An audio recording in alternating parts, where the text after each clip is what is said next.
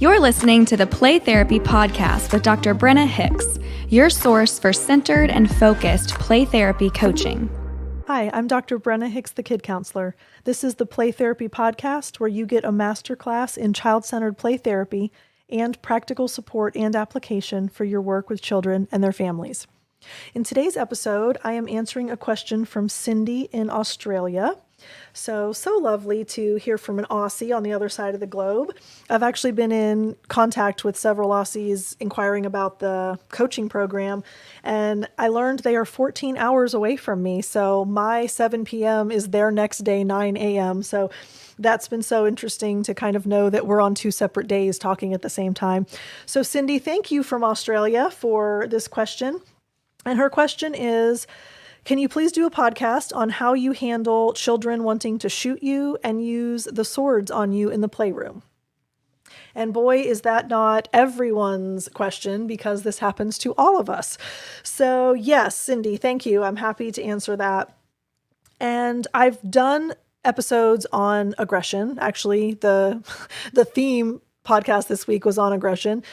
But I think it's very important for us to keep several things in mind as far as aggressive play, because I've even done an episode on that. But specifically, I don't think I've addressed how do I handle it when children shoot me and use swords on me. And in the coaching program, my participants are actually watching some of my play session videos. So we've talked about this in the training group because they've actually watched me get hit and shot and whacked and all of those things. And, I joke with parents a lot that, this job is not for the faint of heart. And I have been bruised. I've bled. I've gotten tears in my eyes a few times. I've, been surprised at how badly something hurt. And, you don't do this job without an acceptance of the casualties, I suppose, of the occupation. And so I always say, occupational hazard, I got a bruise from a whack with a sword, or, I got shot with a dart and it hit me in the eye today. So yes, there's always going to be aggressive play. And Cindy, your question, how do I handle it? I'm happy to share that with you. So my first thought is it's really important to understand how and when to set limits. And, we talked about when we were discussing the 4 pillars early on in the podcast, we talked about when we set limits, how we set limits, what's our litmus test for whether or not we're going to. And so general rules of thumb to keep in mind, there are 3 unwritten or unexpressed limits that we all keep in our head. So I have to be safe, you have to be safe, and the toys can't be broken on purpose. So those are just things that you need to keep in your minds as kind of the universal limits, even though they're not stated or spoken outwardly until needed. So that brings me to the next point. Limits are only needed when they're needed. So a child does not come into a play session and we don't go into all of the expectations and rules and limits, because until a child is violating one of those, I have to be safe, you have to be safe, and the toys can't be broken on purpose rules, then we don't tell them that those rules exist. And then finally, we have 3 questions that serve as a litmus test of whether or not we need to set a limit. So and I've discussed all of this in previous podcasts, but not probably all succinctly together. So if this sounds familiar, I think it'll kind of help you understand the big picture when all of this is discussed at one time versus in separate episodes. So we have, I have to be safe, you have to be safe, the toys can't be broken on purpose, limits are only needed when they're needed. And then finally, these 3 questions that we ask. So is this limit necessary? Extremely valuable to ask ourselves before we set it. Secondly, is this limit consistently enforceable? So parents that say, if you do that again, we're leaving the mall right now, but they have 6 more things they need to buy. Is that actually enforceable? And therefore, would it be enforceable the next time they're at the mall and the child is acting up, right? So along the same vein, if we set a limit in the playroom in this kind of arbitrary, random way at one moment, is that going to consistently be enforceable across all limits? Because the limit is only given in that moment, but it carries beyond that moment. So in other words, if you set a limit, that is a limit forever. So it's not just for that particular moment, because kids need consistency. And when there's consistency in limits, there's stability in the relationship. And the stability in the relationship is what allows growth and healing to take place. So the trust and security come from knowing the expectations. So is this limit necessary? Can I consistently enforce this limit? And then third, if I allow this behavior to continue, am I still able to accept the child? So all three of those are kind of your test. And if any of those three, you end up thinking to yourself, okay, yes, I have to set this limit, then that's when you know it needs to be set. So that's my first thought in answer to your question, Cindy. You really need to understand the limit setting process, what that looks like, how you determine if you're going to set a limit, etc. So that's the basis of my answer. So I personally do not set limits on aggressive behavior, even when it's directed at me, because I believe that children need to be trusted. Children need to be given the opportunity and the space to self-regulate, and children need to learn empathy through a worldview. So if a child hits me too hard with a sword, I say, "Ooh, you were playing with the sword and it hit me and it hurt because you hit me hard." Notice that's not a limit. That is communicating my experience of what just happened. And therefore, if a child recognizes, oh, that was too much, that was too hard, I need to be more gentle, no limit is necessary because they came to that conclusion on their own. So as far as what happens if a child is shooting me or using swords on me, I assume the best, which brings me to the second point. We have to condition ourselves not to assume the worst and assume the best. And I'm watching my training participants session videos, as I mentioned, because they're seeing mine, but I'm also seeing theirs. And there were several early on that they immediately leapt in their minds to, this kid's going to hurt me, this kid's going to whack me, this kid's going to stab me, this is going to be a bad experience. And you could see in their tone, in their facial expression, in their interaction, in their body language, it shifted the whole session because they were assuming the worst. So we have to be very on guard and careful that we do not assume the worst, but we assume the best. So if a child gets a sword and lifts it up and acts like they're going to whack you with it, you assume that they do not have intentions to hurt you. Now, there will be times they do intend to hurt you, but you will be able to tell. So you have to observe and be really diligent to see what the motivation is. And I can't tell you, I would say 95 out of 100 times, a kid picks up a ball and acts like they're going to chuck it right at me, and they don't, and they laugh. Or they pick up the sword and act like they're going to hit me as hard as they can with it, and they don't, and they laugh. Or they load the crossbow and they point it right at me and they act like they're going to fire, and they don't, and they laugh. Why? Because they know that that is not appropriate behavior. And if you have the relationship with that child, they don't want to hurt you. Sometimes they do hurt you, and sometimes you accidentally or inadvertently get hurt, but they do not have an innate desire to hurt you because they care about you. And even if they're dysregulated and sometimes they can't stop themselves, it doesn't mean that they have the intention to. So when you assume the best, it gives you more leeway to not react and let things unfold. Now, if the child actually starts to hit you, shoot at you, whatever, and it violates one of your limits, so that goes back to point one, right? My only limit is I am not for shooting in the face. So if a child wants to shoot, I have a crossbow which shoots ridiculously hard and fast, and I've thought so many times I probably should not have that in there.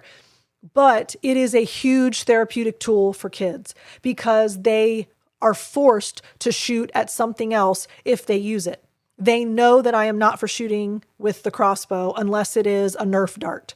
But I have suction arrows in there, and those are not for shooting at me anywhere on my body because it hurts too much. It comes out so fast that you can't stop but from getting hurt. So crossbow is I'm never for shooting at. Anything else that they can shoot with in there, including my ultra gun, the Nerf gun, the little wrist shooter thing, all of those types of things, they can shoot at me as much as they want, but my face is not for shooting at. And I use my notepad that I take notes on as my face shield.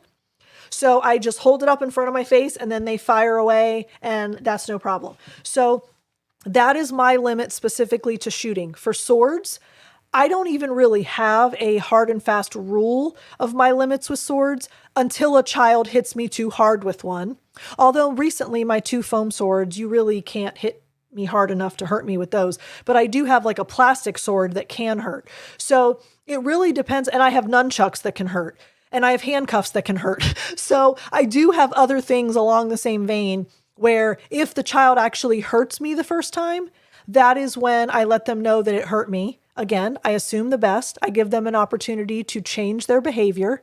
And I only set a limit if they're unable or unwilling to change their behavior. So they hit me again. And then I then set a limit. Now, if you have not started at the beginning and you're not familiar with the limit setting process, number 1, please go back and listen to every episode in order from 1 all the way up to now, because it is chronological and sequential, and you do kind of have to start at the beginning to get to where we are. However, as a refresher, we use ACT, right? So we acknowledge the feeling, we communicate the limit, we target the alternative. So I know you really want a sword fight with me. We're validating, right? But then we set a neutral limit. But I'm not for hitting that hard because it hurts. Then we offer alternatives. You can choose to fight me softer and not hit me so hard, or you can choose to fight Bobo and hit him as hard as you choose. Bobo is the bot bag, if you're not familiar with that term.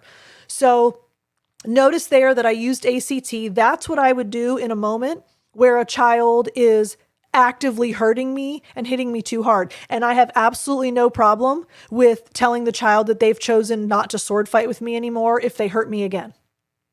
So ultimate limit comes in play if you've set that limit and then they violate the limit again.